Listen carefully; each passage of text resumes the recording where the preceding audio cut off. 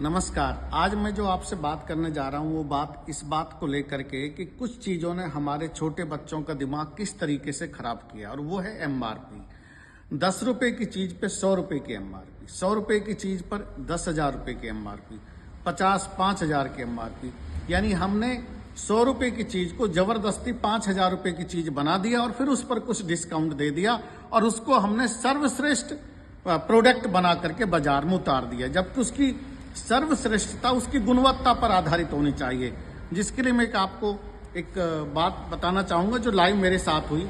हम लोग मुंबई में एक व्यक्ति को घी उपलब्ध कराते हैं। उनका मुझे फ़ोन आया कि मेरी बेटी कह रही है कि घी बहुत ज़्यादा अच्छा नहीं है और मैं घी जो खाती हूँ वो 3600 रुपये किलो आता है, उस घी के सामने कोई मुकाबला नहीं करता। मैंने उसकी बात को सुना। उसके पिताजी को मैंने कहा कि कोई बात नहीं, आप अपनी बेटी से कहना अगली बार हम आपको, वो 3600 नहीं 3400 रुपये वाला घी उन्होंने बताया, तो मैंने कहा हम आपको अगली बार 3500 रुपये वाला घी भेजेंगे।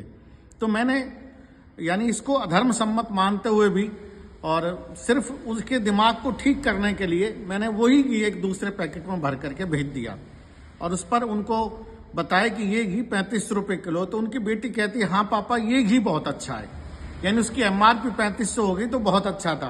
और जब वो घी 1400 रुपये में गया था तो वो बेकार था, लेकिन 1400 के डब्बे को बदल के उस पर 3500 की MRP कर दी तो वो अच्छा हो गया। यानी इस तरीके का माहौल बन गया है। बाद में मैंने उनको बताया ये घी वही था जो 1400 रुपये किलो वाला था, पर बेटी को भी मत बताना 2-3 महीने तक उसको खाने देना, जिससे ये महसूस हो सके कि देश में जो MRP का खेल है वो कितना खतरनाक तरीके से चल रहा है और वो छोटे बच्चों के, जवानों के दिमाग में कैसे घर गया बैठ गया है। फटी हुई पैंट, कपड़े, पता नहीं क्या क्या नए नए फैशन आए और 500 रुपये की पैंट को 5,000 की बना करके बेच दिया, या 200 रुपये की पैंट को 2,000 की बना करके बेच दिया। उसी तरीके से घी में हो रहा है। घी, दूध, दही, छाछ, पनीर में बहुत सारे लोगों ने अपने अपने ब्रांड को अलग अलग कीमतों के साथ निर्धारित कर दिया और जिसका असर मानसिक तौर पर बच्चों पर यह पड़ा कि बच्चे उसी को श्रेष्ठ मान बैठे जिसका मूल्य ज्यादा है, और उस मूल्य पर थोड़ी सी उन्होंने डिस्काउंट दे दिया, 20%, 40%, 50% या एक के साथ एक फ्री। तो भी वो मूल्य धर्म सम्मत मूल्य नहीं है। हमारे देश में धर्म सम्मत व्यवसाय क्या है? जो महाजन करता था, जो वास्तव में महाजन था, वो रुपए पर सवाया कमाता था, रुपए का 1.25 रुपये कमा लिया।